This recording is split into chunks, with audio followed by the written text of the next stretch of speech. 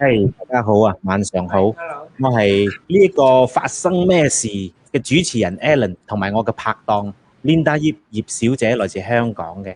咁今晚好開心啦，因為一開場呢，我已經見到有120個觀眾啊，收睇緊我哋呢個直播啊。咁啊，因為可能係我哋今晚請咗嚟我哋呢個澳洲嘅好朋友 Kenneth 蕭 Sir 啦。咁啊，多謝你。澳洲而家幾多點啊？其實係咪11點啊？大家好，Linda 姐好 ，Alan 好，我哋澳洲係11點夜晚。哇！真多謝你喺咁夜嘅時間都拍爛檔上嚟撐一撐個場。OK， 咁好。我要撐隻眼添啊，唔係淨係撐。係啊。要唔要斟杯咖啡嚟飲先啊？係啊。OK， 咁我講少少先啦。咁我叫 Alan 啦，大家好啦，我係來自一毛俱樂部嘅。咁Linda 姐大家都即係好熟佢嘅樣啦。咁我哋通常都會出現喺呢3個頻道嘅，係 AHMA Hair Council、AAMA Hair Academy 同埋一毛俱樂部嘅。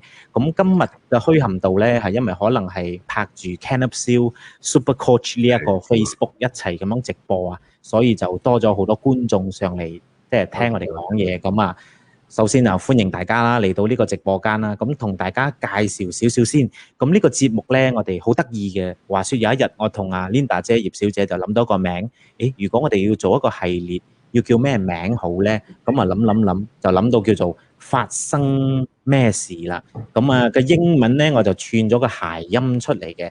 嘅英文咧，我哋又叫做 What's happening？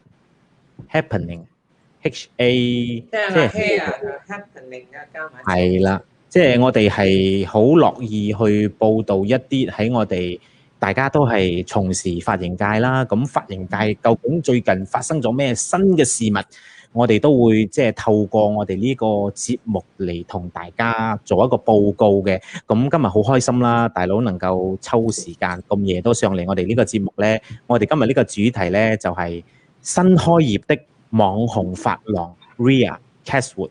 咁 Chatswood 咧就喺澳洲嘅悉尼啊，係咪啊？Sydney 係啦。咁可唔可以即係 OK 嚟等我哋繼續入我哋嘅話題之前咧，不如我哋攞個視頻帶一帶大家參觀下呢個 salon 好嘛？我都好想睇。好啦，我哋嚟睇片啦。好。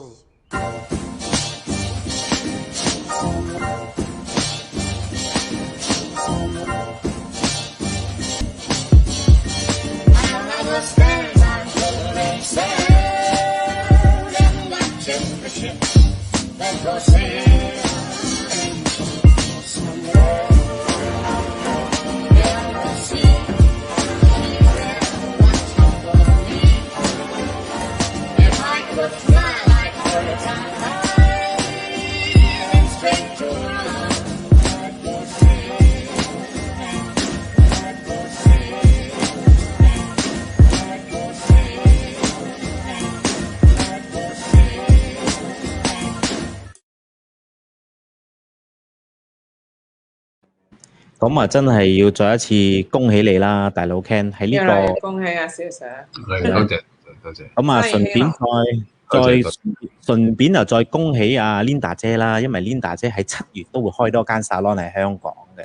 咁真係你哋2位前輩啦，喺呢個咁樣嘅疫情嘅期間，都不斷咁去開拓生意咧，其實係俾我哋呢啲後輩咧多啲信心去勇往直前嘅。你哋所做嘅動作咧係非常之正面啦，同埋非常之值得我哋去學習嘅一件事嚟嘅。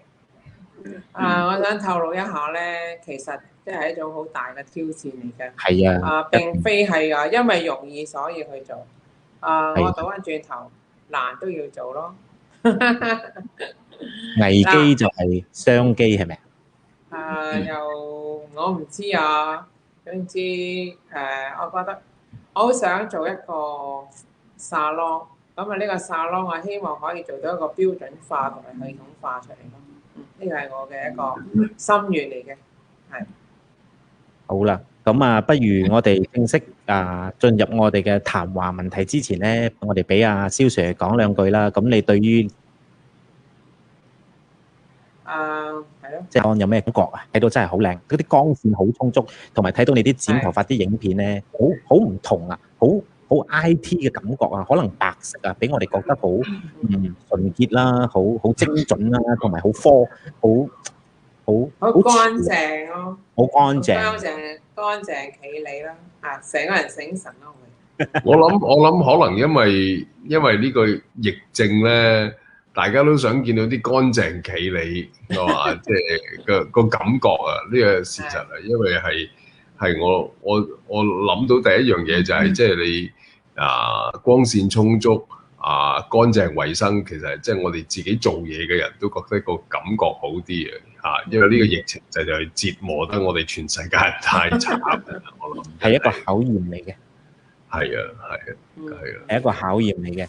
咁好啦，我哋事不宜遲，我哋進入今晚第一道問題啦喎，Linda 姐。我有個問題喎，就想問阿蕭 Sir咧，點解喺呢個時候選擇搬去一個新嘅地點咧？新嘅地點啊，有一個新嘅重新出發咧？呢個時候其實我諗其實係一個好嘅時機嚟嘅，即係如果想有一啲譬如商業嘅動作嘅話，因為其實即係逢係呢啲咁嘅動盪嘅時候咧，咁會有好多人就即係可能佢退場即係喺呢個時候，咁變咗即係有人退場嘅時候，咁就有一啲新嘅機遇就會出嚟，咁即係我其實自己都係誤打誤撞嘅啫，其實即係每步路其實我諗行下都係好似俾個人生推住你行咁樣。咁本來諗住嘅嘢咧，我諗計劃嘅嘢係10樣有9樣都唔中㗎。咁但係就唔中當中咧，佢又跑咗一啲好 interesting 嘅嘢出嚟，令到你靈機一觸，咦咁其實咁仲好啦，咁樣咪就係順住佢咁樣食住相咁樣，咁就行咗出嚟咁樣咯。咁我唔係話處心積慮諗住咁做嘅，其實即係1-2年前其實諗嘅嘢同而家做緊嘅嘢，我諗都完全唔同嘅係咁，但係咁就係即係咁巧合啦，走咗出嚟，咁我自己都覺得都幾 lucky 啦，即係見到一間咁樣光線又充足，咁同埋因為佢前身係一間即係好出名嘅一間髮廊，咁經營咗好多年咁樣，咁佢20年以嚟都做得好好，咁突然之間佢選擇退場嘅時候，咁我見到機不可失咁啊，不如就即刻睇下點樣可以喺呢度，絕對係一個商機嚟，我覺得。係啦。咁我又想知道咧，阿蕭 Sir 你即係都係呢個問題嚟㗎嚇。咁你自己去開沙龍咧，之前係開咗幾年咧？我咩話 ？Sorry，Linda 姐。你一共開咗幾多年沙龍咧？哇！自己開。我由99年開始，21年啦。22年啦，22年。咁你有好充足嘅經驗咧，無論發生咩事，應該都冇乜大問題啦。因為你開過21年啊嘛。我諗係啦，即係我諗我呢21-22年都係自己經營事業啦。咁即係最大嗰個分別咧，其實係即係你經營事業就唔會有穩定嘅收入嘅。咁所以即係其實即係我經常都同我啲員工同埋我身邊啲年輕人傾偈嘅時候，我都講嘅，因為呢樣係我諗經營事業最大嘅得着咧，其實就係學識一樣嘢，就係我哋嘅時間唔係愛嚟賺錢嘅，即係時間唔係愛嚟賺錢，唔係，即係我嘅意思係時間唔係愛嚟賺錢，而係我哋係用時間去建立一啲有價值嘅嘢，幫我哋賺錢。哇，好好啊！呢個答案。即係呢個係你去出嚟工作打一份工，攞到一份你認為合理理想嘅待遇嗰個 idea， 同埋你經營一個事業最大嘅分別。因為經營嘅事業嘅時候，其實往往都係你最後嗰個去攞嗰個錢嘅，即係你錢一定係派晒先嘅。咁所以變咗你所投入嘅所有嘅時間，包括你身體嘅工作或者思想上嗰個工作，其實你都一直喺度工作，而且呢個工作係基本上係完全係冇收入嘅保障嘅，即係你可能做咗30小時嘅一個調查，或者係30小時嘅一個思考，其實到頭來可能係1毫子都唔會有進帳嘅。咁但係可能就係喺你30小時之後嗰1個鐘頭，你諗咗一啲好有價值嘅嘢出嚟，然之後嗰樣嘢就可能幫你賺到100個小時嘅嗰個收入嗰個進帳。嗰種喜悅係好難形容啊！係啊，所以即係呢個係我諗你話經營一個事業入邊係咪即係咩風浪啊咩都見過咧？咁我又未至於嘅。咁你話咩困難都可以經歷，亦都唔敢講。不過即係我諗，即係起碼係即係我諗起碼最清楚嘅就係即係要守住嗰樣嘢咧，係守住你究竟可以 create 幾多 value 出嚟。即係你能即係其實一個髮型師其實自己都係一盤生意嚟㗎嘛，我自己覺得，即係唔係話淨係你真係要租間鋪或者係點樣先係生意，其實人生本身就係一盤生意。冇錯。係啊，即係你變咗你人生本身係一盤生意。做好佢咯。係啊，咁你呢盤生意其實就係你如果你可以用嗰個真係經營一個事業嘅理念去經營嘅話咧，咁你嘅人生其實都我諗都唔會差得去邊嘅咁但係如果你係用一種純粹係一個打份工嘅嗰個賺錢，我做幾多個鐘就想賺幾多錢，或者係我一年工作幾多日咁樣，即係呢個心態去經營人生咧，咁就會有所局限咯，我覺得。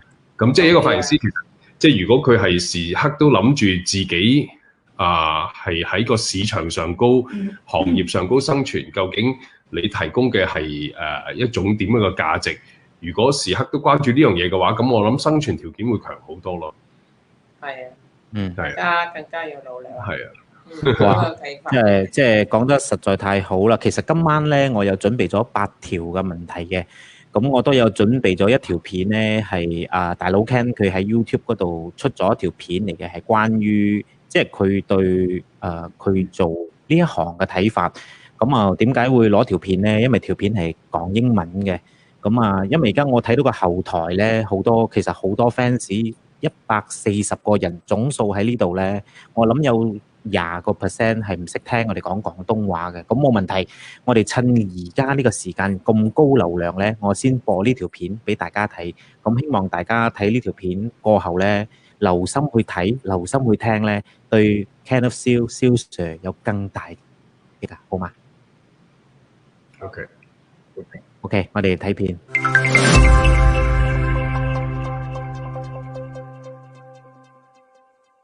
好啦，我哋嚟歡迎我哋嘅蕭 Sir。 Hello, my name is Kenneth. What have you done in the last 10 years? I started to share my work on YouTube in 2010. It was never a tutorial to teach people how to cut hair, but more of sharing ideas, sharing my point of view. To be honest, I was never a teacher. I'm allergic to classroom-style teaching. Every haircut I have shown on my channel was given to one of my real-life clients. Oh, looking better with the glasses. Oh, yes. I love it. I started my career in Hong Kong back in 1987. Well, that was the last century without internet and cell phones. I was lucky. My career started in the golden age of an amazing city, in the shadows of a lot of great hairstylists to get an idea of what hairdressing is all about. Hong Kong doesn't have a proper hairdressing education system for young people to learn, so we all learn from the senior stylists from our workplace. We call them Sifu. The thing is, you've got to find your own Sifu. And that was how my journey began when I was 15. In a high population Asian city like Hong Kong, you've got to fight for your own survival. No matter if you are a business owner or an apprentice, being hardworking and being useful is the only way to get you through all the challenges.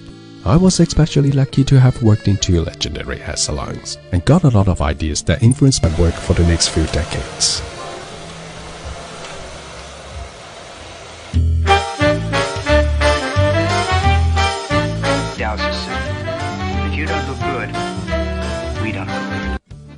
In the 80s, Vidal Sassoon was the big name you must know. I always heard my colleagues talk about how they went to England to learn how to cut hair. I was amazed. Wow. England? Seriously? Do you know how expensive it was to travel from Hong Kong to London in the 80s? Especially for an apprentice like me. It's like your fantasy. It was like flying to the moon. There were no hairdressing school in Hong Kong. And of course, you don't have money to fly all the way to England. The only thing that I could do was to study how people cut hair from work, then find someone sit down in my chair and let me cut their hair. Sometimes in the bathroom, sometimes in a fire staircase in a high-rise building. Usually 2 to 4 haircuts a week, or human hair practice. In fact, I never cut any mannequin hair in my life, not even once. But the good thing is, I have to convince people to let me cut. Friends, neighbors, and sometimes just ask the people on the street whether they would like a free haircut.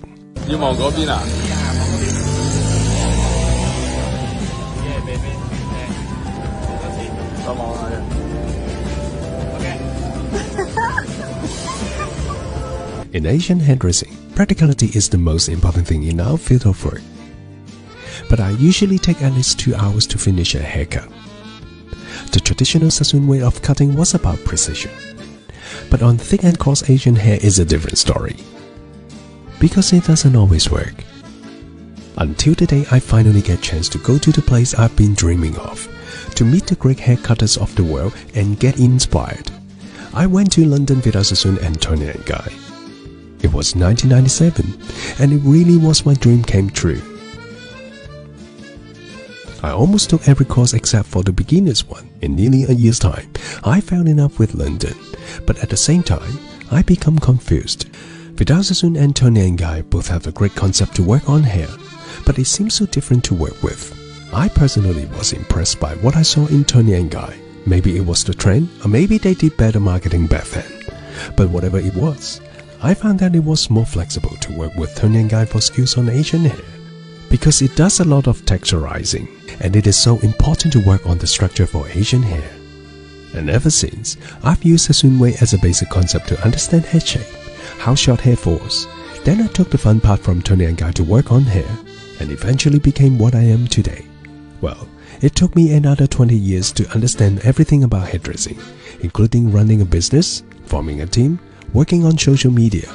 And now, I'm thinking about what I can do to create even more value in this industry. Well, since hairdressing is a lifetime business for a lot of people including me, how well we can keep ourselves mentally healthy has become our main concern. If we can't keep our mind positive and updated at all times, we easily fall into a trap that is feeling confused or even getting depressed in the end. As a hairdresser, we always need to be confident. But how can we successfully go through all the different challenges in our lifetime and achieve a colorful life just like what we give to the world?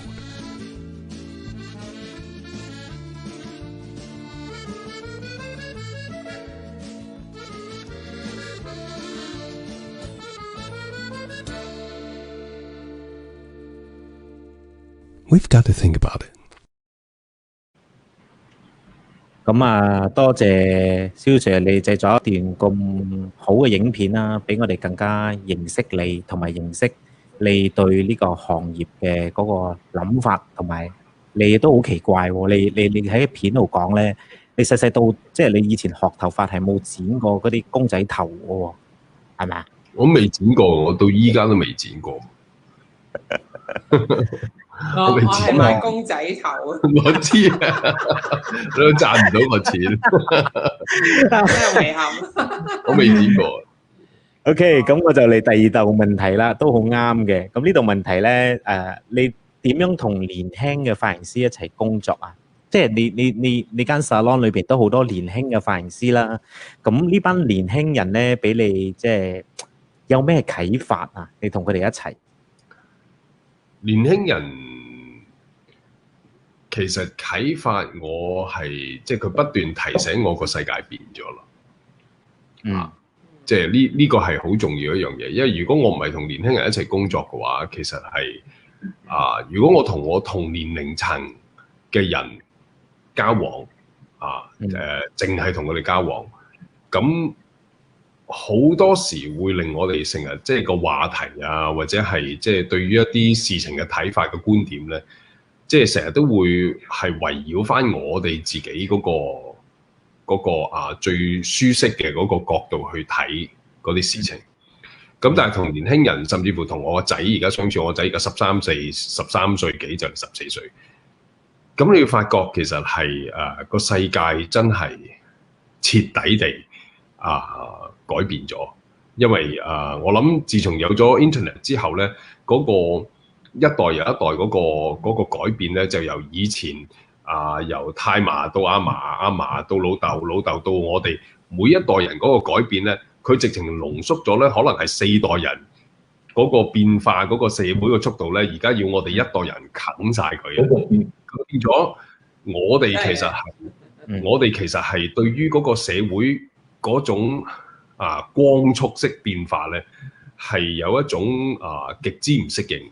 所以變咗即係我同年輕人喺埋一齊嘅時候，其實就係即係日日都要好小心咁樣去觀察住我自己嘅思想即係點樣先就可以同佢哋配合，因為我自己成日都覺得就係即係譬如美髮行業咧，絕對係一個年輕人嘅行業嚟嘅，即係唔係話即係我哋一啲老經驗啲嘅師傅係冇生存空間。但係美髮行業如果冇年輕人投入去支持或者去貢獻嘅話咧，咁就我諗冇乜邊間企業或者公司係可以生存到落去，甚至乎成個行業都好難生存落去。咁變咗我自己反而覺得即係係我需要配合佢哋嘅發展。而唔係佢配合我公司嘅發展咯。咁我變咗我同年輕人一齊合作嘅時候，即係我個態度係會比較容易令佢哋去理解。即係我會覺得即係我個經驗其實唔係咁重要嘅啫。咁佢哋就會有一個更加大嘅發揮嘅空間咯。咁變咗即係當佢哋有咁大發揮空間嘅時候，咁佢哋又唔願意離開呢個咁嘅環境呢個地方咯，咁變咗就自然就揾到嗰個 balance 去有個 harmony 喺度咁樣咯，即係同年輕人工作嘅最大嘅啟發就係咁樣。咁你曾經咧都提過啦，成日你都提㗎啦，即係 passion 係等於 suffering 啦嘛。咁你會用咩心態去影響身邊嘅年輕人咧？即係都係頭先嗰啲啦，係咪？即係你成日都講㗎啦，因為有啲人入行佢話：哎呀，我好有 passion 啊，對呢行。咁你又經常都會講啦，咁 passion 就係來自 suffering 啦。咁呢句話我好記得嘅，其實你喺我面前講過好多次㗎啦。不過我都好想再引述呢句説話，喺今晚能夠俾百幾位朋友呢度，即係大家嚟咀嚼呢句説話。Passion 係 suffering 唔係我講嘅。Passion 嘅意思係 suffering 係 Latin 嗰個拉丁文，其實佢 original 嗰個 meaning 就係 suffering。咁只不過係我將嗰樣嘢我發現咗之後，哇，好 interesting 嗰樣嘢，我帶俾我身邊嗰啲朋友去睇，我話喂 passion 其實係 suffering 嘅個 meaning 係。咁所以即係我自己亦都好同意呢樣嘢，因為我去體會呢樣嘢嘅時候，我發覺即係其實係即係我自己覺得。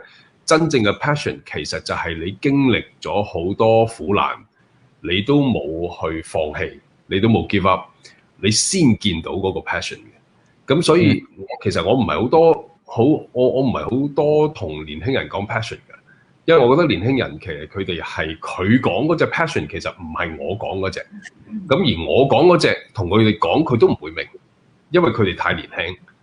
咁佢哋咁年輕嘅時候，你同佢講。我哋呢啲走咗幾十年之後，回頭一望，先至發現原來自己傻更更即係堅持落嚟嘅嗰個 passion，先至係我認為嗰隻真正嘅 passion。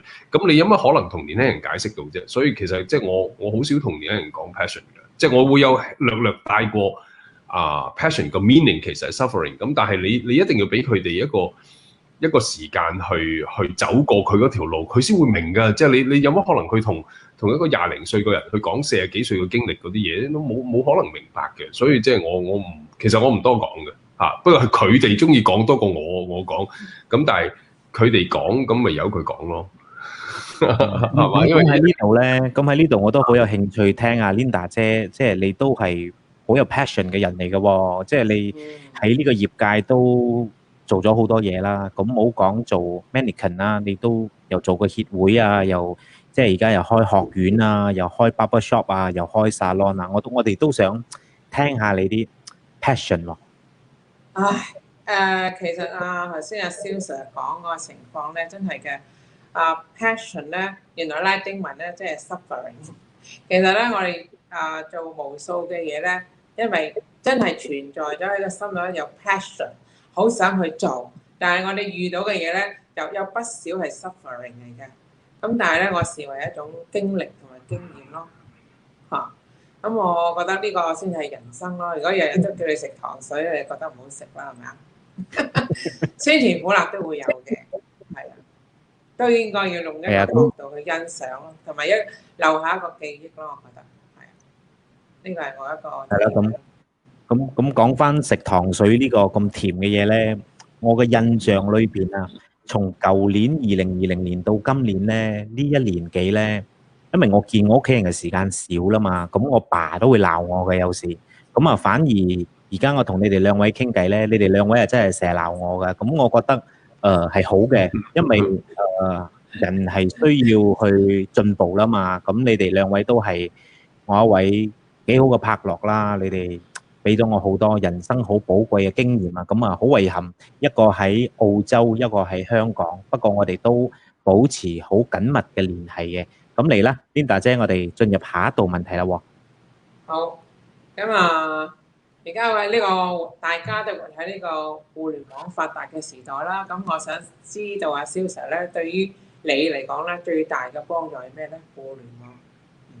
互聯網最大嘅幫助，我諗絕對係收風收得快啲啦。係嘛？因為你而家係任何時候，即係你只要 connect 咗嗰個網絡上高，其實你要收任何一方面嘅風，你都可以即刻可以得到。咁我諗呢個係啊，即係呢個係最重要嗰樣嘢。即係我諗，即係以前嘅年代，即係你要等朝早買份報紙，然之後夜晚等份晚報咁樣，你先至即係而家都冇晚報呢樣嘢。你晚咗瞓曬覺啦。係嘛？即係以前要等，哇！即係嗰日嗰啲有咩消息啊，咩咁樣都要等。咁但係而家係唔需要嘅。咁我諗呢個係最大嘅嗰個好處同埋益處喺度。咁所以對我嚟講，我就盡量都係用各種各樣嘅渠道，包括係譬如好似做社交平台咁樣。其實做社交平台一路都係令我去接觸住群眾嘅一個好嘅一個方法。咁因為接觸群眾嘅時候，咁你會接觸到好多人唔同嘅諗法、唔同嘅睇法咁樣，即係有人讚你，有人鬧你咁樣。咁就係即係兩方面都好，其實都係一路你都知道，哦，原來有啲咁嘅人㗎喎。即係佢無端端即係你做乜佢都話好㗎喎。咁另外一啲就係你做乜佢都話唔好㗎喎。即係佢未睇就已經 dislike 你先㗎喎，咁樣。咁即係唔理佢啦。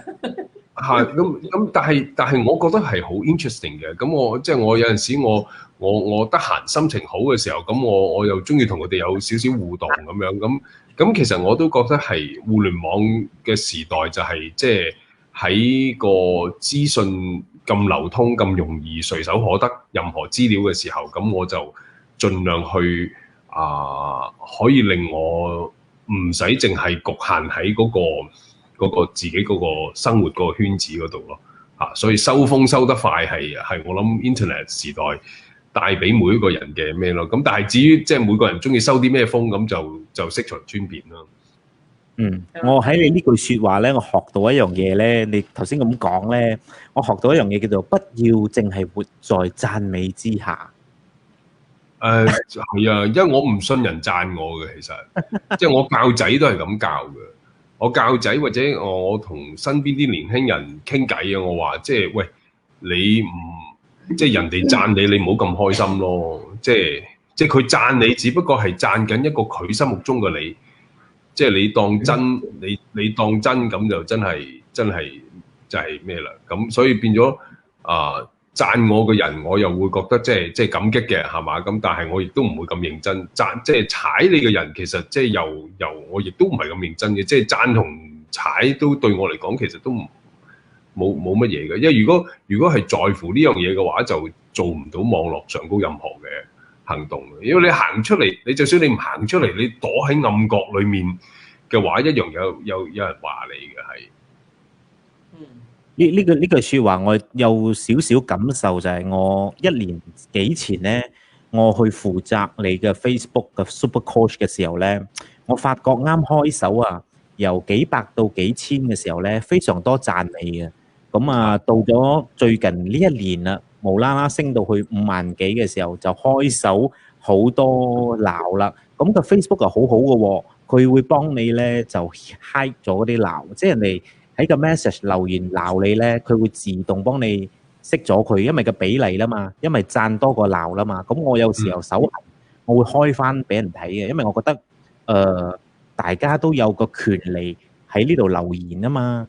咁佢睇得你嘅嘢，佢咪係你嘅 followers 咯。咁佢應該可以有讚有彈啦。咁我反而都覺得好特別啦。佢哋彈到嘅嘢，同埋係咯，係我明白你嘅諗法，因為你喺 YouTube 咧，你有40幾萬嘅訂閱者啦嘛。咁其實要 handle 40幾萬人咧係唔簡單啊。因為而家我 handle 緊5萬幾人，我都覺得唔係一件容易嘅事嚟嘅。其實我冇諗過 handle 佢哋嘅，其實由頭到尾我都冇 handle 過佢哋。我好少睇，我直情唔睇嘅，即係我冇睇 comment 好耐㗎啦。即係啱啱以前就會睇嘅，好在乎，即係以前會睇下即係啲人係佢中意唔中意定乜嘢咩咧咁樣。即係而家我已經冇睇好耐，真係冇睇好耐。即係間唔中撞到啲精彩嘅一啲讚彈咧，特別係彈先特別精彩嘅，讚其實唔係好精彩嘅。彈你嗰啲人咧，嗰啲就真係精彩啲嘅。咁通常我偶然間即係撞到睇到嗰啲嘅時候咧，即係我個人都覺得即係幾正啊！我覺得好 high 㗎，係即係好過癮嘅一件事嚟㗎。其實係即係所以我同你唔同咯，因為我其實我已經唔係好在乎，因為冇睇你都即係讚彈都係咁啦，咁樣我慣咗咯，係咯，讚彈冇所謂啊，最緊要啊睇廣告啊最緊要啦，係咪啊？即係睇片有廣告嘛，最緊要係將啲廣告睇晒，咁我哋就無限嘅感謝㗎啦。OK， 嚟下一題 ，Linda 姐，我哋繼續啦。下一題咧就係你咩嘅好嘅想法同埋建議咧，去幫助提升跟你一起嘅年輕髮型師。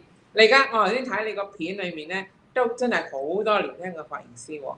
你個店裏面有幾多嘅髮型師咧？請問都有11、12個咁樣。哇，10係即係一個 team 係，我哋個 team 都係年輕髮型師，我又係一個好特別嘅諗法咯，即係我覺得好嘅髮型師佢會自己學嘅，唔使你幫嘅。唔好嘅髮型師你幫都幫唔到嘅。咁如果譬如唔肯去學嘢嗰啲係點對？佢唔肯去學嘢，佢嘅事一關我鬼事咩？但係你要出嚟，佢唔肯去學嘢，佢唔肯去學嘢有佢嘅原因，但係因為嗱，如果佢係想去學，但係即係譬如佢覺得學習上高遇到一啲困難，或者學習上高佢會有啲咩？即係我通常會去理解佢哋工作背後嘅心態。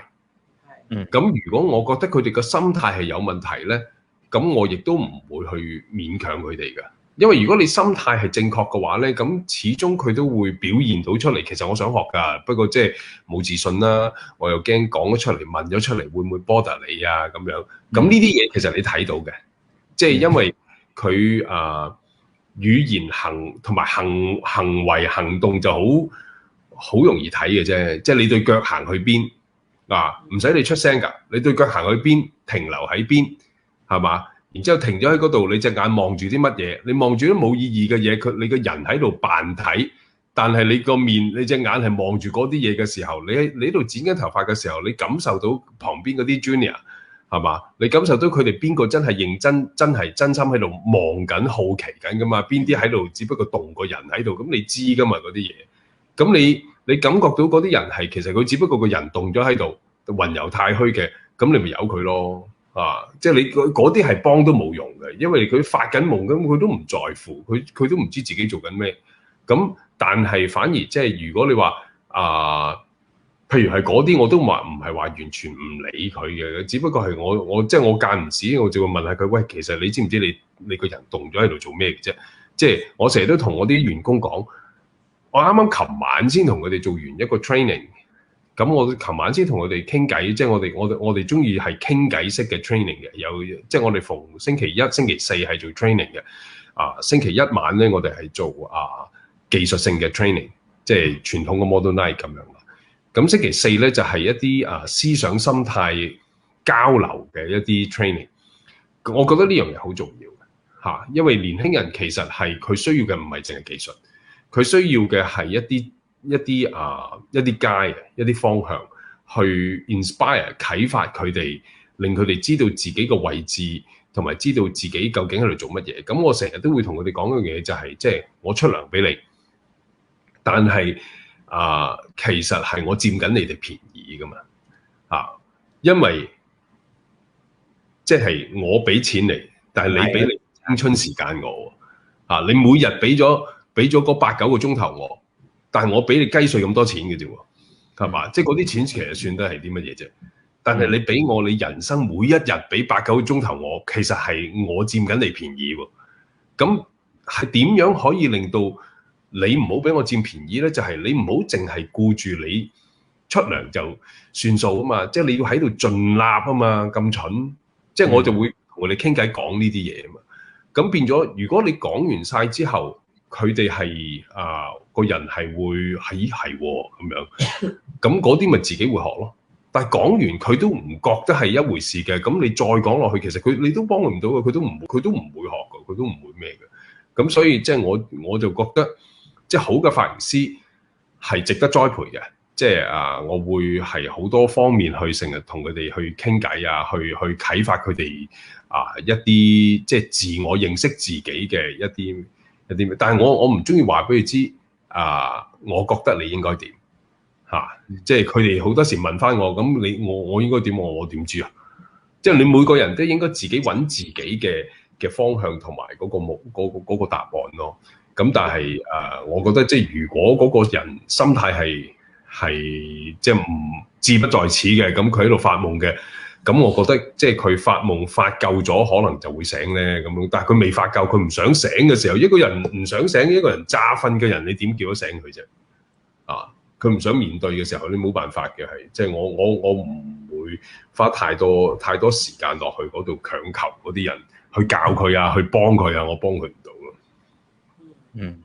多謝。同埋我有少少諗法sorry 嗱，你睇蕭 Sir 咁樣講咧，即係我企喺一個局外人嚟諗假如我真係咁幸運喺你間鋪翻工咧，我覺得我都會有一種諗法係，第一梗係好過癮啦，喺你度翻工係咪？咁第二就算有名氣嘅 salon 啦，即係網紅 salon 啦，你無論你型又好唔型又好，都係㗎啦，你係咪先？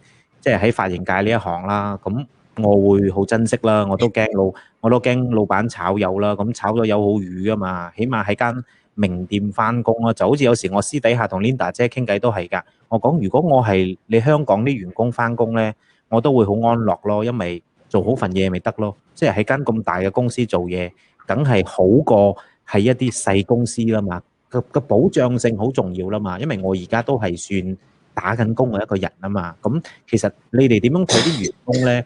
我哋身為員工嘅，我哋都點睇你哋㗎？我本身覺得，如果我跟你哋是但一位翻工咧，我都會有一種比較安心咯、穩陣咯。我哋馬來西亞叫做，起碼肯定有糧出㗎咯，同埋肯定間公司會發展到好好㗎咯。因為兩位老闆都咁勤力嘅，一直發展嘅，咁唔驚冇嘢撈，唔驚冇嘢撈啦。咁呢個時間如果有嘢撈啊，真係正啦，係咪先？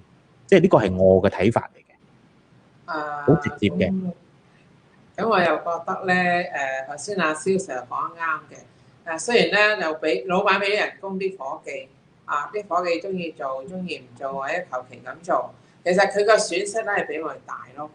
銷售話事計啦，你一日8、9個鐘跟住呢間公司做嘢，而你唔去好好地發揮自己嘅話，你根本你所學嘅嘢有限你係蝕咗你嘅人生嘅生命嘅時間啊，好貴啊，好貴嘅其實咁我喺度都奉勸啦一啲年輕嘅人啦，年輕可能50歲都係好年輕我覺得咧其實錢嚟講唔見咗可以揾翻，人生嘅時間咧流逝咗係冇嘅我好細個識諗呢樣嘢嘅，係所以即係我都係奉勸啦，即係好好地利用自己嘅人生時間，做一啲對自己好嘅事啦亦都俾人哋個機會去稱讚你咯，去認識你咯咁樣。係啊，好似你兩位咁樣，其實你哋兩位，你哋知唔知你哋係明星嚟㗎？因為你哋經常都會喺呢個行業裏邊露面啊嘛。咁你每日都露面嘅話咧，咁你就係一個明星嚟㗎啦。其實你哋都係明星嚟嘅。咁容易做明星？係啊。OK，嚟一道比較，即係我個人 set 㗎啦呢個題目。咁蕭 Sir 你個人係咪？你對美髮教育同埋認證有咩睇法啊？因為喺外國，據我所知咧，係咪要有牌先可以做，即係做呢行㗎？以前係澳洲咧，以前係，而家咁，但係佢都如果要喺澳洲入行嘅話咧，咁佢都要經過一定嘅一個 standard 嘅一個過程咁樣，咁但係其實而家就寬鬆咗好多噶啦，因為即係個市場嗰啲各方面就自由度大咗好多，咁亦都對於即係譬如好似你話即係年輕一代入行咧，咁佢其實都有好多唔同嘅途徑去接受嗰個 standard 嘅嗰個評核嘅咁樣，咁係啦，咁即係但係澳洲而家係比以前係寬鬆咯，即係譬如係一啲尤其是海外，好似我哋喺海外已經累積個經驗過嚟嗰啲咧，咁就唔需要考牌嘅。係即係以前就要。以前咧，即係你嚟初期嚟澳洲嘅時候咧，需唔需要？以前需要嘅。要㗎，我初嚟嗰陣時要㗎。係初嚟嗰陣時要㗎。我想問下咧，香港究竟有幾多髮型師咧係全香港都唔知喎，連政府都唔知，連自己做呢行嘅人又唔知，個個都係靠估，因為又話3萬啦，有啲人又話4萬，點知有5萬。咁我係喺度講緊咧，認證咧，即係話你要讀過呢個書，你要考過呢個試，有個證書，嗰個又叫做認證。我覺得咧係要登記咯，最少都咁有認證咧，等於你讀完中學有張證書你去見工如果你有張大學嘅證書咧，你去見工見啲唔同嘅工啦，梗係高級啲人工多啲咁咯。咁即係我覺得有啲人識字都揾到工做嘅，咁自然嗰啲人工梗係低啦，係咪？咁我覺得咧就咩叫做專業咧？專業用咩基準去做定位咧？即係我成日就有呢種講法咯。係咪？你如果完全一個正常嘅人你連小學、中學都唔讀咁你根本就唔識字。不過佢識講嘢咯，識講嘢係咪等於 OK 晒咧？我覺得，譬如我讀咗中學，讀咗大學，我中文好叻嘅，文學嘅可以寫到，咁可以寫一篇文章，可以感動人啦。咁但係有陣時有啲技術上面嘅嘢咧，大家都揸把鉸剪，點解佢同我剪完個頭咧，我翻去可以咁容易去打理咧？有啲剪完之後咧，自己整極都整唔掂嘅。咁我覺得咧，都應該有一個最起碼嘅考核，我覺得係。一個制度，因為咧呢個係維護咗呢個美髮行業啦，我覺得係，因為係人都可以入得去做嘅時候咧，咁你咪越做越差咯，冇晒準則啦嘛，因為，我諗係即係好似 Lina 姐講咁，你要起碼有最基礎嗰樣嘢咧，特別係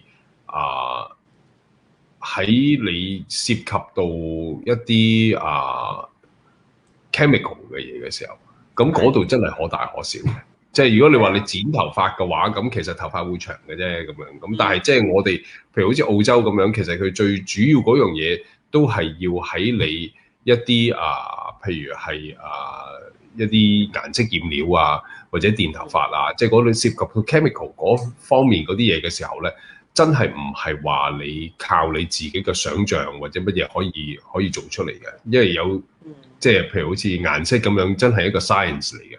你即係要理解個結構，你要理解入邊成件事情，唔可以話即係差唔多咁樣。咁因為尤其是而家興漂頭嘅話，真係可大可小嘅。咁所以即係其實我覺得係要有嗰個專業嗰個認證咧，其實對消費者係有保障咯。咁但係即係而家個時代係唔係話即係我自己，我而家我唔知道香港嘅情況係點樣啦。即係雖然我以前都係喺香港入行，咁但係即係我估其實即係如果係即係好似一個髮型師，好似香港咁樣，咁佢係包辦晒所有電剪染都係佢做嘅。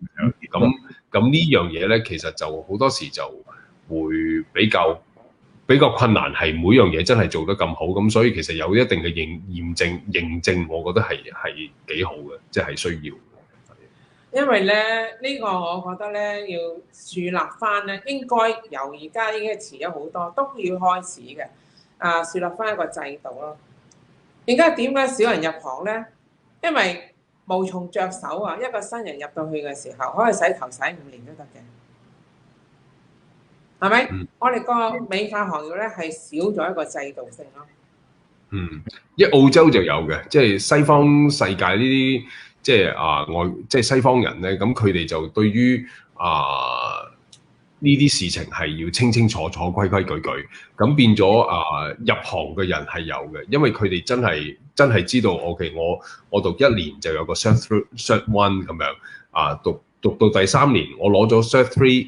咁然之後出嚟我就係有一個咁嘅資格，咁起碼我會有一個 confidence 就係去揾工，咁而亦都即係譬如一般老闆請人嘅時候就會睇下你係咪有個 Cert 3，起碼我請你翻嚟去交我啲客人喺你手嘅時候咧，確實係即係你會有個信心喺度，而唔係話即係你入嚟你話得咁樣剪2個頭咁樣我就請咗你咁樣。咁即係澳洲，即係西方世界咧，就呢樣嘢係會比較清晰啲咯。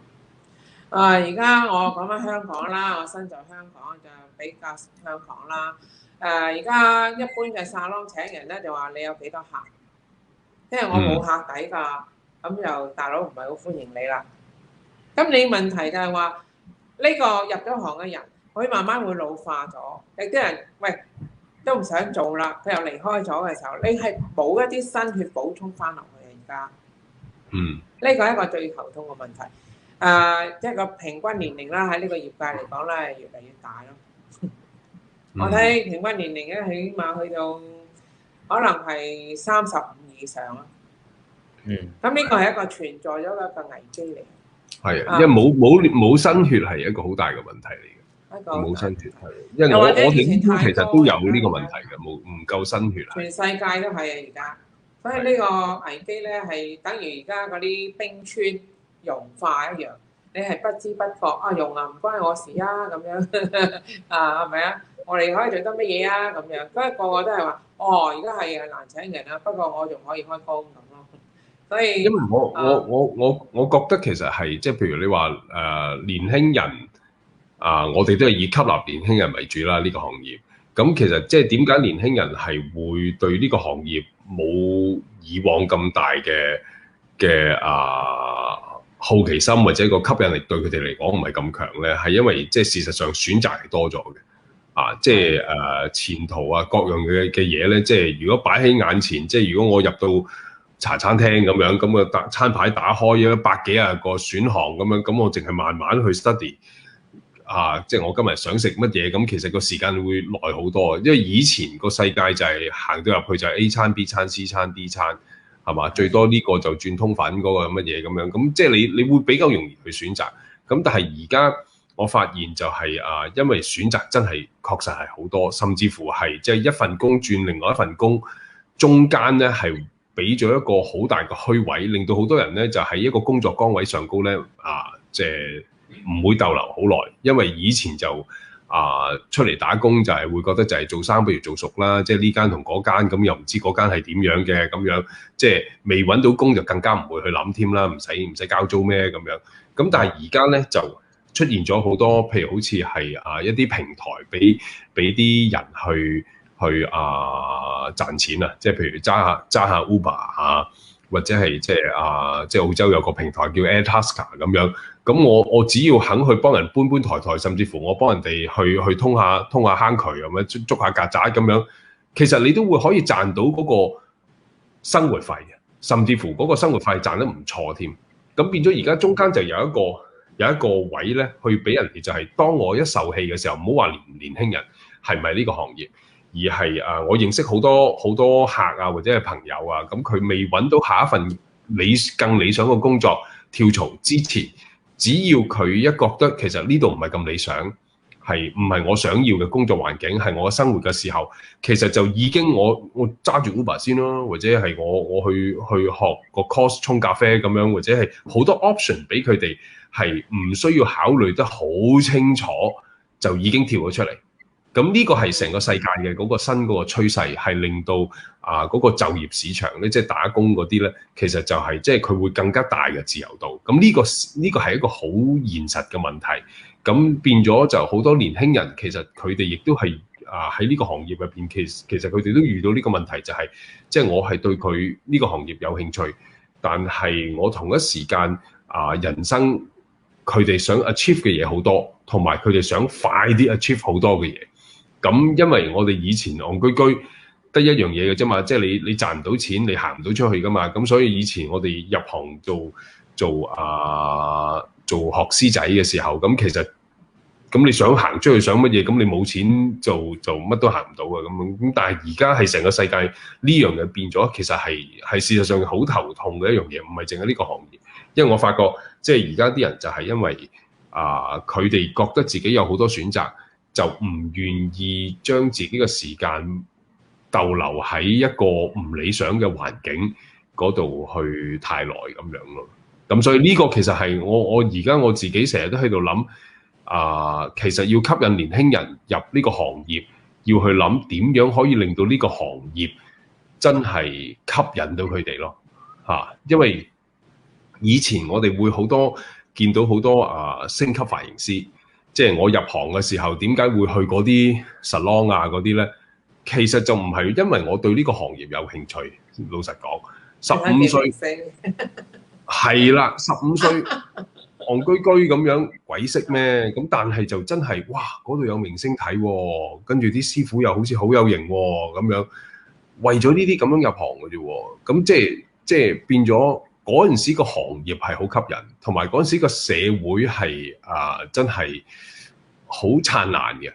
咁變咗個行業又好似閃閃生輝咁樣，咁個吸引力好大。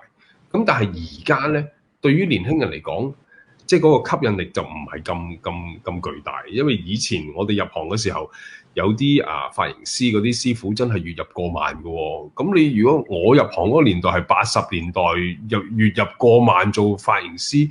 咁覺得係好威水，話直情係 dream job 嚟噶嘛。咁但係而家好多人佢哋會覺得即係計下條數，攞住個計數機篤下，其實我有好多 option 啫，即係賺咁多錢咋咁樣。咁嗰個吸引力嗰個誘因係弱咗嘅。咁反而變咗好似你話以前髮型界咧就好中意將髮型師同藝術同時尚掛鈎嘅咁我覺得我對呢樣嘢係有少少保留嘅。今時今日，即係以我認識嘅年輕新一代，因為佢哋已經唔會再對於髮型設計師同一個藝術家，或者係同一個好時尚嘅時裝達人嗰度去掛鈎，而對佢產生一個莫大嘅吸引力。我哋以前唔係，哇着衫，哇佢好識着衫嘅，或者佢星級髮型師嚟嘅，或者佢好藝術家嘅，咁我哋以前係會覺得好特別嘅。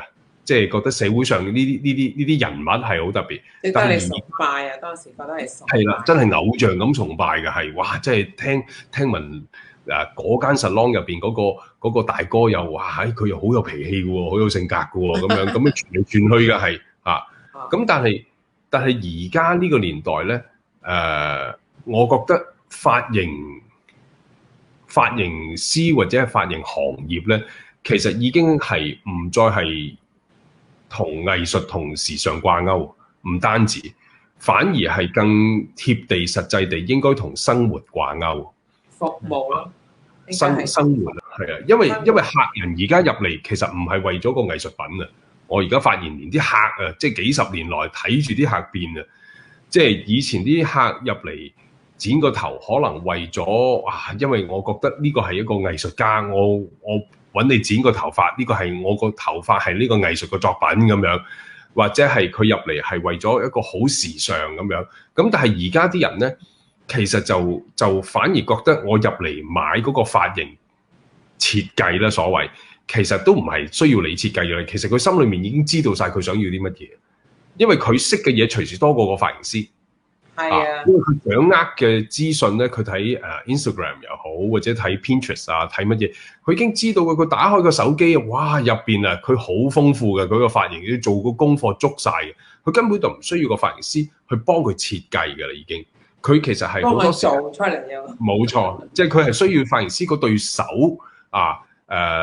嚟幫佢做佢心目中嗰樣嘢出嚟。咁只不過如果個髮型師係你嘅鑑賞同埋即係嗰個欣賞嗰個眼光嗰個品味同我係接近，而你亦都係有一個信譽係你個技術好好嘅話咧，咁我通過你去幫我做出嚟咧，係會更加 efficient 同埋有信心嘅時候咧，咁佢會揾你咯。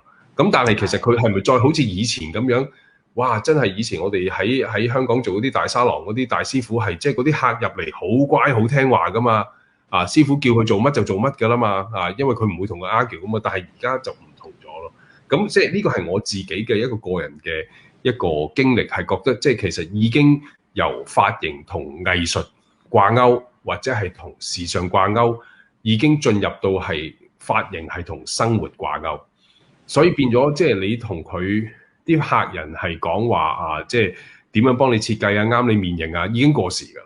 因為你幫佢設計咗一個所謂啱佢面型嘅話，咁如果佢面型唔變嘅話，咁個髮型就唔使變嘅咯喎。因為呢個面型上次你話係最啱我面型嘅啦嘛，咁但係我好悶喎，咁所以變咗好多時啲客佢就會不斷去尋求新鮮嘅刺激感啊。所以而家啲客人咧係真係比以前冇咗嗰種 loyalty。即係佢唔會話真係好忠誠咁樣跟住一個髮型師，即係反而老一輩嘅思想嘅人客咧，都仲會咁樣諗嘢嘅。但係新一代嗰啲真係唔係咁樣，新一代嗰啲咧，佢哋真係最好餐餐唔同天天新款即係佢哋唔會去將一間食肆當做飯堂即係佢最好就係今日就食呢個餐，下日第二日就去食第二個餐咁樣。咁變咗，如果今時今日個髮型師如果唔可以提供呢一種真係百變嘅一種flexible 去應付嗰啲客人咧，嗰啲客人就好似走馬燈咁樣即係佢係咁周圍去試唔同嘅髮型師，就算佢今次話俾你知，喂，哇，你真係好好啦，終於都揾到你啦，但係你千祈唔好信佢真係。即係歡場無真愛話俾你聽，你嗰一刻佢真係真心㗎但係你唔會見佢翻嚟嘅即係你信佢唔熟真係。即係所以而家做髮型師係即係你要真係認識清楚而家嗰個真正嘅嗰個市場，因為我覺得而家係 netizen 嘅年代即係網絡時代嘅網民係即係你出現喺你眼前嗰個其實已經唔係一個人嚟㗎啦。佢係一個網民嚟嘅啫，佢所有佢個眼光品味都係由網絡嗰度主導。話好咪好咯，係啦，變咗其實你望住嗰個人，你見佢有血有肉啫，但係其實佢入邊裡面嗰個腦轉緊嗰樣嘢，全部都係網絡資訊嚟嘅。咁所以變咗即係呢個係真係嗰個好好核心嘅嗰個元素改變咗咯。咁我而家都仲喺度摸索同埋去盡量去適應緊呢樣嘢，所以我就係話，即係我做internet 啊，即係嗰啲 social media 嗰啲咧，其實就係一個好好嘅機會俾我去喺呢個途徑去學識而家嘅世界究竟變成點樣。其實咧係一個盲目咯，我覺得。我舉一個例，我翻工咧早2、3年、4年前啦嚇，咦點解咁多人排隊嘅喺個公司附近嗰度，冇咩賣嘅啫呢度咁樣，條龍係長到咧唔知佢排咩鋪頭啊？你知唔知啊？後尾我就問啲同事，我啲咁多人喺嗰度排隊嘅咁樣，佢話唔係啊，排隊買嗰啲熊仔曲奇餅。我話咩嚟㗎？我聽都未聽過嗰啲咁多人排咧。同埋冚唪唥講普通話㗎，佢哋就係相信咗網咯。係啊，網絡話乜嘢好咧，佢就去好盲目咁去排隊咯。係啊，就係咁簡單。而家係咁樣㗎啦，冇辦法啊，因為即係而家呢個網絡時代已經唔係話上少啲網就得啦咁樣。而家呢個網絡時代係唔上網你活不下來啊！即係你任何嘢都係周圍都係要嘟啦。我頭先放工翻嚟嘅時候咧，咁我就遇到路邊警察路障咁樣，咁啊澳洲成日都係㗎啦 ，weekend 就 check 下你吹下波仔有冇飲酒咁樣。咁我停低架車，然之後我喺度抄緊褲後袋嗰度揞個荷包出嚟，咁就掹張車牌出嚟啦咁樣。跟住我老婆懟個電話出嚟，佢話：喂，呢度咪得咯。喺個電話上嗰個車牌已經係 digital 嗰個 license， 個車牌嗰度喺個電話嗰度 screen 嗰度，佢懟俾我即係佢懟俾個差佬睇，佢話OK 咁樣，咁跟住個警察望住個 screen，佢話OK 咁樣，我都唔知佢攞個車牌出嚟已經，即係你已經係所有嘢都 digital 化，所有嘢都係即係完全係串連咗喺網絡上高嘅任何嘢。咁變咗，即係呢樣嘢，你話好定壞，咁就真係慢慢先再研究啦。咁但係事實上呢個就係一個事實咯。咁你話好似而家啲人佢哋對於網絡上嗰個資訊係咪盲目去咩？咁我諗都冇乜話盲目噶啦。即係佢哋即係佢哋所得嘅所有嘅資訊，令到佢哋去行每一步嘅選擇。其實我哋一定要捉得住咯，因為如果唔係嘅話，其實我哋而家都係喺個市場上高打滾，咁你摸到佢哋嗰個心理，咁其實就嗰個條件就會強少少咯。因為如果唔係嘅話，即係你開間鋪出嚟，啲客人其實根本就冇信心，話覺得呢間鋪係 offer 到俾佢哋想要嘅嘢，或者係即係年輕嘅髮型師，亦都唔覺得我行入嚟呢間鋪頭個門口個老闆係會可以幫我爭取到一個我理想嘅未來，咁冇人入嚟，咁其實即係呢啲全部都會老死咗啊！成個行業，我覺得，所以我而家自己都喺度掙扎緊嘅，其實係一個危機喎。OK， 咁其實今晚我哋嘅對話咧係相當之精彩嘅，不過呢度我要插曲講少少嘢先。OK， 在線的朋友們，我看到你們很多的留言，因為你們覺得我們在講廣東話，你們聽不清楚我們在講什麼，不用緊的，因為我們在這個 live 過後呢，我們會把這個直播做成很多影片出來，那時候那個影片我們會放英文字，還有放華語字，所以到時我們在 post 這些影片的時候呢，你們就可以明白 Kenneth 跟我們在談些什麼話題，因為我們今天這個直播主要是用我們的母語廣東話來講，所以大家在細心 follow 我們這幾個 Facebook page 呢，遲點我們就會出一些有 subtitle 的字幕出來的，讓大家能夠細心再去重溫我們的這個直播。好啦，咁 Linda 姐，你可以嚟一個比較嚴肅嘅問題嘅啦，下一個問題。呢個下一個問題，因為係啦，呢個我哋今日預定嘅最後一個問題。最後第二個。Sylvia，你對於髮型界未來嘅10年咧，有咩期望？好重要㗎呢個答案。期望由你個口講出嚟，好重要。係啊。我諗期望會即將會出現好多好精彩嘅嘢出嚟，因為我諗唔係淨係髮型界，即係我諗未來嘅世界，未來嘅10年，特別係因為呢個疫情之後咧，其實會有好多爆炸性嘅創新經濟、創新型嘅事業會爆出嚟，即係髮型界當然唔例外。咁我會期望有好多好精彩嘅一啲前所諗都諗唔到嘅一啲新型模式嘅新思維會出咗嚟嚇，因為即係呢個市場定律就係咁樣嘅，即係你一啲嘢冇咗嗰個市場價值就是必然淘汰嘅。咁但係即係我哋諗唔到，就一定有其他人諗到嘅。即係我相信其實係會有一啲徹底改變，甚至乎係可能係顛覆咗傳統我哋嗰個理念嘅一啲產業出嚟咯。即係我相信絕對係會咁樣咯。喂，第一樣嘢係外賣先啦。而家連酒食都有得外賣。嚇？係啊。疫情咧，冚唪唥整得好靚㗎喎。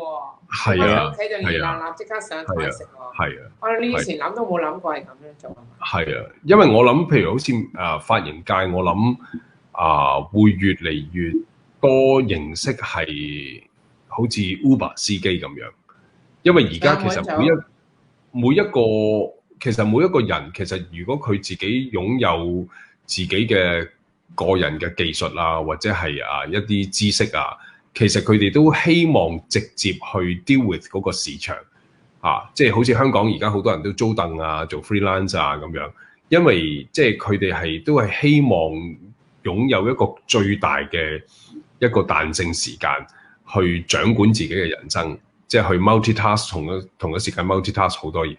咁只會更加多人係希望係通過呢啲工作室啊，或者係一啲 freelance 嘅形式嚟到去同個市場直接做買賣。咁我相信其實係只要有一啲有心人，佢用一啲新嘅思維嚟到去提供即係將來啲人嘅即係喺髮型界入邊嘅真正嘅需要嘅話，咁其實係會有一個好迅速嘅一個發展咯。因為呢個係真係我諗好多髮型界入邊嘅人係等咗好耐，有呢種新嘅平台嚟到去工作咯。咁我相信會係咁樣咯。將來嘅趨勢，即係無論係西方、東方，基本上都係一致㗎啦，都係想即係有一個自主嘅人生咯。咁所以即係有技術嗰啲人，其實就佢情願係用一種咁樣嘅方式去工作，去運用佢嘅人生嘅時間咯。咁我估會係有一啲好爆炸性嘅新嘢會出現咯。咁我喺呢度咧，要首先多謝呢位朋友啦 ，Benny 啦，因為 Benny 咧佢睇我哋嘅直播咧，佢又送星星上嚟啊。咁呢個都係一個好新嘅形式嚟㗎。點講咧？我哋喺網上直播咧，其實係唔使俾錢啊嘛。不過而家啲觀眾咧，假如佢中意我哋喺度講嘢嘅內容咧，佢可以打賞俾我哋呢一個頻道啊。所以多謝你啊 ，Benny， 多謝你嘅150個星星。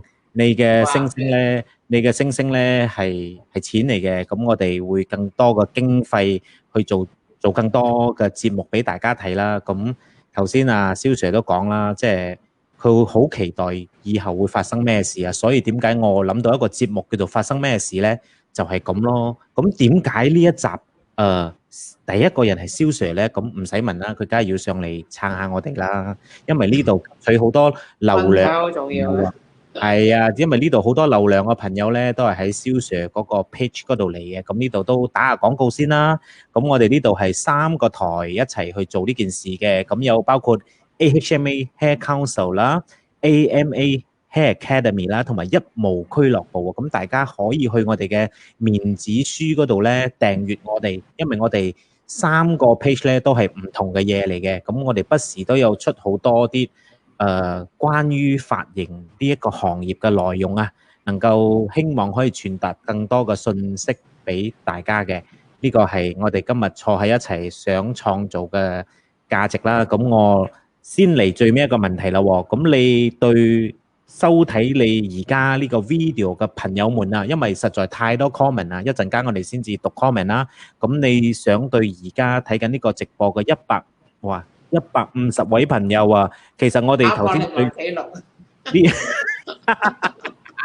係啊，有150位朋友睇緊我哋呢個節目，因為我呢個數據咧，我哋而家係用緊4個台嚟做直播嘅，所以加起嚟嘅系統咧有150位朋友。咁你有咩想同呢150位朋友咁有心留守住喺呢度成1個鐘零13分鐘嘅朋友，有咩意見啊？咁我當佢哋全部都係髮型師啦，咁你有咩建議俾佢哋啊？喺而家呢個時勢，大家好多有來自台灣啦、香港啦、馬來西亞啦，其實你好多 fans 咧係來自菲律賓同埋印尼嘅，主要嘅 fans 咧都係女性居多，由35歲到45歲係最多嘅。你個 top fan 通常都係35到45歲嘅女士們啊。咁你有咩建議？女士居多啊？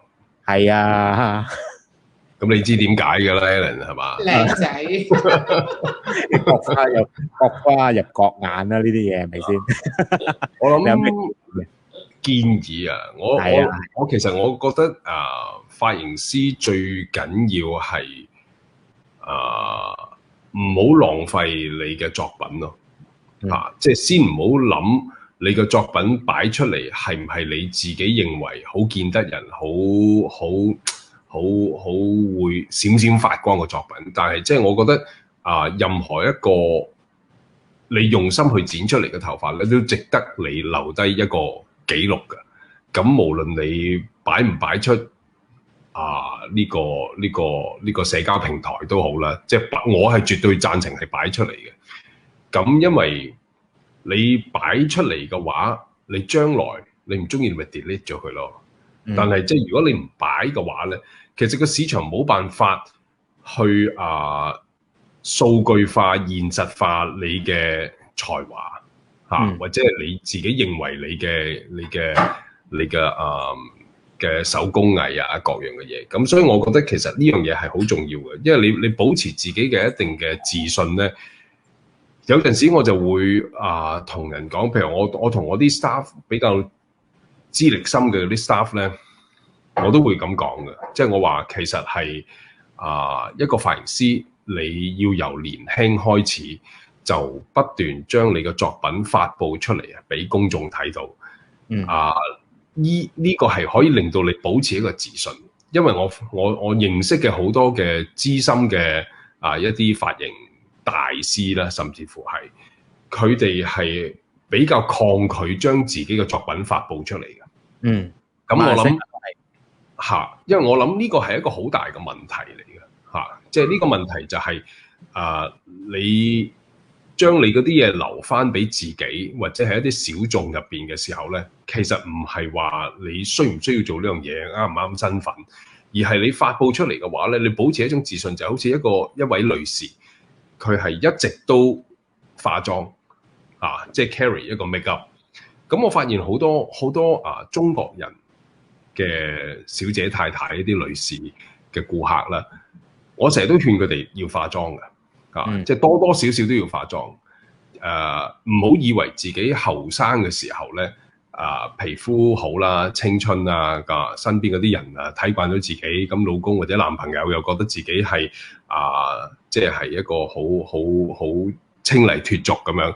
但係我就係話無論如何，你都好難面對咗歲月年齡嘅一個現實嘅。咁你去到咁上下年齡嘅時候咧，你真係化翻啲妝咧，個人精神啲嘅。咁但係如果你長期由年輕開始一路都唔化妝嘅話咧，到你可能到一定年齡40歲之後，你仔大女大，然之後你想重新去掌握你嘅人生，令到自己覺得自己唔係走下坡，但係喺嗰個時候你先至走去重新去 pick up 化妝呢樣嘢咧，你嗰個自信同埋勇氣咧，未必係可以support 到你去做呢件事。咁就然之後咧，就試咗1-2次之後咧，我好多客都係㗎，我成日 suggest 佢，喂，你試下啦咁樣。佢化少少妝咧，就身邊嗰啲人由於睇唔慣佢化妝，咁就化少少妝咧就話：哇，你去邊啊？約咗人啊？有約會啊咁樣。咁佢就會好緊張，係咪化得好濃啊咁樣？咁佢之後咧就都係唔好搞咁多嘢啦咁樣。咁變咗呢個係一種自信，唔係話你化妝去俾人哋睇，要去做啲乜嘢事咁樣，而係你要揾到一個由內到外嘅一種心理平衡，感覺到自己係同周圍同自己係一個好嘅 balance。咁點解我攞呢個比喻嚟到去比喻做髮型師？就係、髮型師後生嘅時候咧，佢客多啊，或者係我出名，或者係點樣，我覺得唔使啊，即係呢啲嘢唔使我做啊，即係嗰啲係我又唔使搏出名咁樣，我已經好出名啦咁樣。咁但係你長期唔去做呢啲作品發布咧，到你有一日你想真係去發布嘅時候咧，你會缺乏嗰個自信你會擔心就係啲作品又唔係咁精彩，又冇乜 like， 係咪好似好樣衰咁樣啊？或者係唔係會俾人笑啊？或者係點樣啊？咁於是乎咧就好容易發下之後咧，其實明明想自己發落去嘅，但係開始諗下咧，嗰個心理包袱好重啊。於是乎就好似一啲女士算啦，都係唔好發啦咁樣。咁於是乎就唔再發布。咁其實你有好多手頭上，即係你累積咗好多年嘅經驗，其實你個功夫、你嘅技術、你嘅水準，其實係好好嘅。咁但係你一定要展示俾個市場、俾大眾睇。咁呢個係我對於任何年齡嘅髮型師，其實我都話趁而家你有咁嘅條件，你唔好即係你要自我挑戰自己嗰個心理障礙，放低包袱，將你嘅作品放出嚟。咁而我自己就係一個好多年前已經開始去做呢樣嘢嘅一個髮型師啦。咁我可以講嘅就係我個最大嘅得益呢，就係因為我要出片，我要出相，而因為要見街坊、要見人，所以就要有一個動力去令到自己嗰啲作品水準一定要提高。如果唔係，你點攞出嚟見人啊？咁於是乎呢個就變成咗一個良性嘅即係嗰個循環啦，令到我因為我要見人，所以我時刻都要保持自己端莊係嘛，見得人。咁嗰個係一個作品係一路都向前行嘅一個動力咯。咁所以你問我對於髮型師有啲咩嘅，我諗就係呢樣嘢，我會非常之贊成大家去考慮，就係即係既然你都係要返工啦，都係要剪頭髮㗎啦，都係咁用心，都係用你嘅累積咁多年嘅經驗，或者係即係甚至乎年輕人都係用你嘅時間去咁俾心機去剪，唔理你剪得好唔好，影低個相先然之後你中意發布就發布發布咗你第日你可以重新去 edit 嘅時候，你呢啲相你覺得唔啱嘅，你咪 delete 咗佢咯。但係你要留低一個足跡、一個腳印、一啲 footprint 喺呢個一個網絡世界嗰度，俾人哋一 search 你個名，或者一即刻起你底有冇 IG 啊，或者有冇 Facebook 啊？一睇，咦，你原來3年前、5年前一路以嚟都好有作品發布，咁啲人係感受到你個 passion 喺度咯。咁我會覺得呢樣嘢係好值得去考慮去做咯。呢位係你應該你嘅人客嚟㗎。之前我都係揾 Ken 剪頭髮，回流香港10年啊，好掛住你啊！喺香港都揾唔到有咁好嘅髮型師啊。話呢位林應該係林生，因為林小姐啊，你有冇印象啊？你係客嚟嘅喎。睇唔到個相，因為佢嗰個中文譯名可能佢喺澳洲嗰陣時係用英文名，係啊，所以呢度我唔係好認。係，所以你睇互聯網，即係你啲客都會上嚟睇你啲嘢㗎，即係哇，睇到你喺度講嘢啊，即係互聯網啊，真係一個好犀利嘅嘢啦！互聯網都撮合我哋3個喺唔同嘅地方啊，可以坐埋一圍，好似喺度傾緊偈咁啊！就好似頭先我講少少啦，其實馬來西亞今年過年嘅時候咧，我哋馬來西亞好興嗰啲我哋叫做撈生啊，你知唔知係咩？我知啊，撈起啊嘛，撈生啊嘛。係啊，咁啊，今年好特別啊！今年咧，因為疫情嘅期間咧，阿 Vincent 佢哋公司咧都好有心，佢哋搞咗一個咧 Zoom 嘅 meeting 啊，撈生咁話好奇怪啦 ，Zoom meeting 撈生，咁我咪要自己準備嘢？唔使喎，約咗12點撈咧，11點就有人送埋啲魚生過嚟咯喎！哇，你擺定 set 好晒個機啊個位啊，咁啊12點一齊咁樣撈喎，哇幾正啊！而家就係一個好新域嘅嘢咯，我覺得。好新嘅嘢諗唔到啊！好似今晚我哋喺度討論啲嘢咧，我反而睇到啲網民啊、啲粉絲、啲觀眾啊，好 hungry 啊！聽唔明我哋講咩啊？哇！可唔可以講國語啊？可唔可以講國語啊？即係呢啲我睇到呢啲 comment 我好開心咯，因為點解啊？即係因為你睇好悶㗎，大家如果喺 YouTube 啊、喺 IG 啊，甚至喺 Facebook，通常你哋睇到 Kenneth Siu 呢個人咧。佢佢都係喺度剪，好少講嘢嘅。咁難得呢百幾個朋友守住呢度，聽到而家喎個半鐘喎，同埋好想去聽得明你講啲咩喎。咁呢個咪一個好嘅現象咯，代表係而家人嘅嗰個想知情嘅程度啊，想學習嘅程度啊，係高咗好多。呢個我所感受到啦，係今晚，因為你哋喺度傾緊偈咧，我一直喺嗰度後邊顧住嗰啲留言嘅，好多都真係台灣嘅朋友又好啊，我唔知來自邊度嘅朋友啊，有啲寫嗰啲字我都唔識睇啊，外國嘅字嚟嘅，咁佢哋都真係好關注我哋講嘢啦。即係呢個好咯，因為你俾人哋嘅印象真係 super cut 嘅啫嘛，cut 㗎嘛。我識你都係咁㗎，即係我8年前喺個網睇你，哇呢條友剪頭髮咁都得嘅喂，哇好喎，因為認同感啦嘛，亂嚟都得喎，哇即係我覺得話好正喎，佢亂嚟都得喎，咁我都可以亂嚟咯。咁我係喺嗰個時間操嗰度咧 follow 咗你啲嘢嘅，咁我又將你好多影片咧。俾唔同嘅髮型師睇嘅，其實有啲又鬧啦，有啲又覺得好啊，即係好多唔同嘅聲音喎，所以係好好玩嘅一件事嚟嘅。咁啊，Linda 姐，你覺得蕭 Sir 頭先俾觀眾嗰啲頭先有你放咗觀眾寫嗰啲嘢咧，我好同意佢講啊，又狠又準，講嘅笑話好狠準，好狠準。係啊，其實我都睇到大家都真係喺度學緊嘢㗎啦。咁當然學緊最多嘢係我啦。點解咧？我喺你哋兩位身上學好多嘢啦。係好嘅嘢嚟嘅，係進步嘅嘢嚟嘅。每一次都想有自己有少少進步啊。咁我覺得呢個先至會對一啲關愛你嘅朋友們咧有一個好嘅交代啊。咁啊，蕭 Sir 其實喺線上裏邊咧，基本上你馬來西亞啲朋友咧，都守住喺呢度嘅，因為實在太多留言啦，我系統呢度啲留言咧都 jam 到晒嘅，即係我哋好少啲留言好 jam，因為我同 Linda 姐咧，如果你有睇翻我哋平時嗰啲live 咧，我哋係好希望有留言嘅，好希望大家有啲留言上嚟，大家攞嚟交流啊，因為我哋成日講啲嘢都係好點樣講好咧？點樣解釋咧 ，Linda 姐？我哋平時講嗰啲嘢冇咩高潮。咁但係我哋就講得好認真、好用心去講。係啊。不過可能唔啱今日即係我哋講嘅嘢咧係一個，我都唔係講自己嘅，其實我都係講一啲公眾嘅事情。咁因為阿蕭 Sir 咧，咁佢嘅用個技術咧，我哋話事計，佢一日就喺度剪嘅，即係好少講嘢。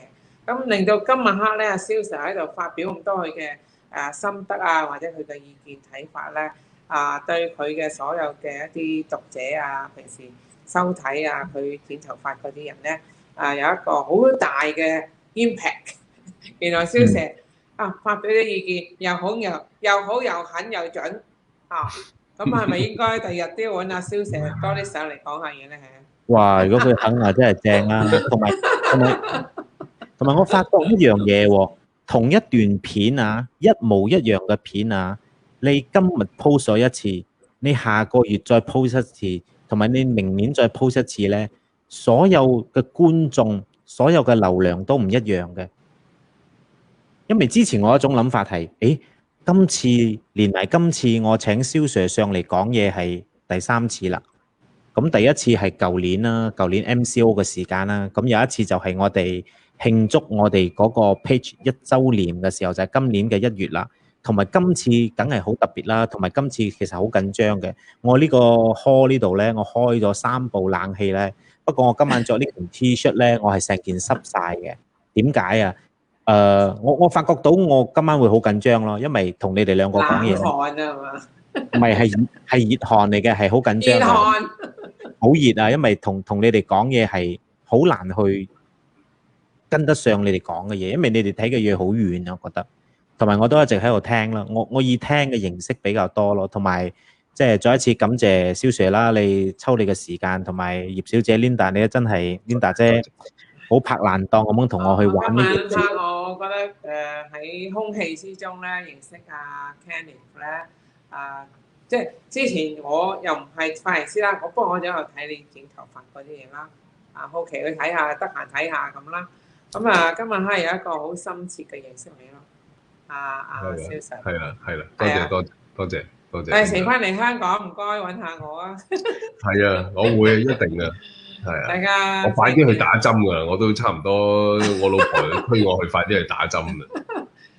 希望個疫情快啲過啦，大家。咁唔係嘅，咁其實你哋兩位咧，舊年3月2號咧都有相遇過喺吉隆坡嘅，不過係我拆散你哋嘅好事啦，因為我仲記得嗰時我睇 Sir 嚟到嗰時候傾緊偈嘅時咧，我就拉咗 Sir 走啦嘛，因為我好驚啲 fans 嚟到咧，突然間 Sir 走唔到上去啊，咁啊真係唔好意思啦。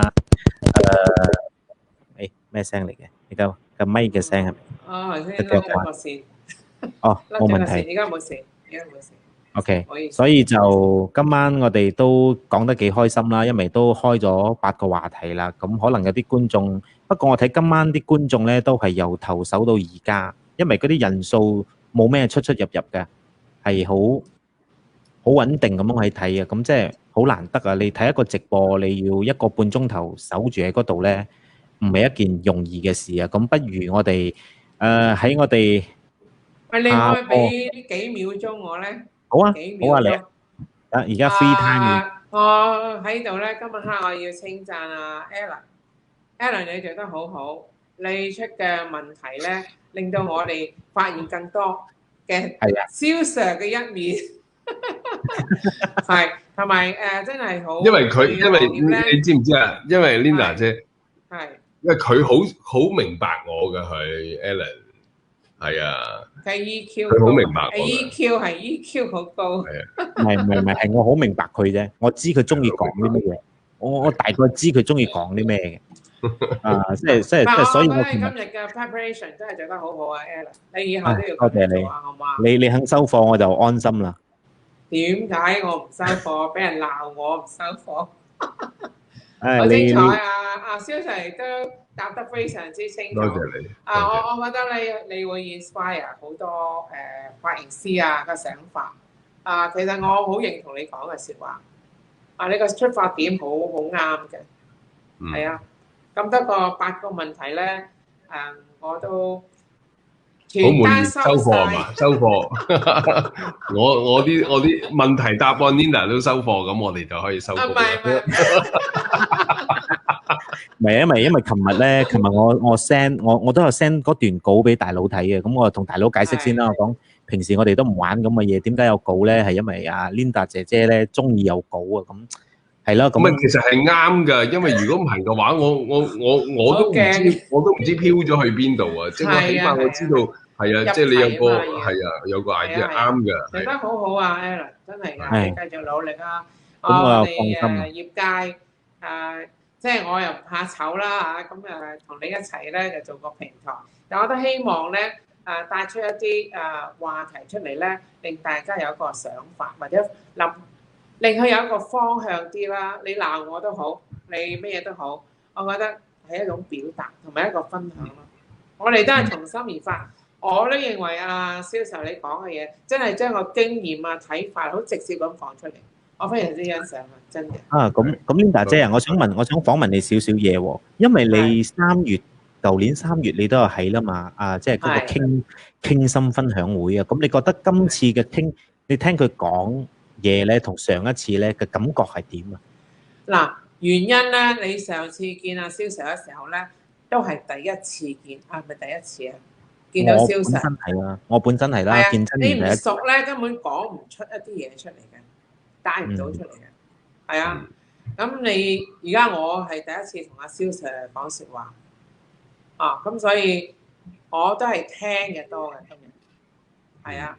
盡量我都好希望蕭 Sir 講多啲你嘅睇法出嚟，因為市場實在咧失去咗方向。我可以咁樣講。大家好迷茫而家，係啊。係啊，因為網紅咧，其實你冇得揀嘅，大佬，因為你身為網紅咧，你要做翻你嘅責任喺度啦，即係你嘅責任就係你一個身體嚟社會責任，係啊，行業咁嚴重，行業責任，冇壓力啊，冇壓力啊！我真係曾幾何時咧，識好多髮型師咧，我都懟你嘅片俾佢睇嘅，即係我會攞佢有冇睇過你嘅片嚟衡量佢嘅人咯，我會㗎。哇！你唔好講，越講越誇張喎，真係今晚真係。唔係真嘅，係真嘅。你問 Karen 啦，我一識 Karen 咧，我幫佢打工咧，我俾你睇呢個片先。我講你有冇睇過呢個片啊？Karen 冇睇過，不過有一個同事咧好奇怪啊，佢係做 therapist 嘅，佢做 treatment 咧。阿 Chris 喎，阿 Chris 講梗係有睇過啦。咁啊 Karen 係好奇怪，做咩你睇佢嘅片啊？你都唔識剪頭髮，咁佢啲片咁紅，梗係有睇啦。嗱，咁我從4年前咧就同阿 Chris friend 到而家咯，有 take 啦嘛。即係我會覺得係咁咯，即係呢個我主觀嘅，其實我好主觀嘅人嚟嘅，同埋我覺得唔係誇張嘅，係真嘅，因為我覺得你做嘅嘢大膽啦嘛。唔緊要啦，我慣咗你咁誇張啦。係啦，我本來都覺得你誇張嘅，但係而家我慣咗你誇張咁啊，慣咗啦，冇感覺啊。但我冇誇張啊，我冇睇過10段。係啊，係啊，你剪頭髮嗰啲係好誇張嘅。因為佢誇張講俾我聽，所以我先睇。但係睇咗冇唔夠10次，咁但係今晚唔好講笑啊！真係第一次咧，對我嚟講，即係佢都係一個好值得大家去做個朋友嚇。係啦，你好，係啊，佢每段片啊，我同你講啊，佢每段喺 YouTube 嘅片啊，我最少喺個 YouTube 睇3次先啊。個廣告咧，我係睇到完嘅。佢啲片廣告要瞓覺。所以大家多謝要肖 Sir。Alan，唔係呢啲唔係高舞，呢啲係即係係啊，呢個 Alan，我慢慢先至同佢繼續再傾落去。太可愛啦！真係多謝大家嘅收睇啦。咁本節目咧會定期為大家去報道世界各地嘅美髮新事物嘅。咁點解我哋就叫做呢一個名咧係有意思嘅，即係 What's Happening 咧？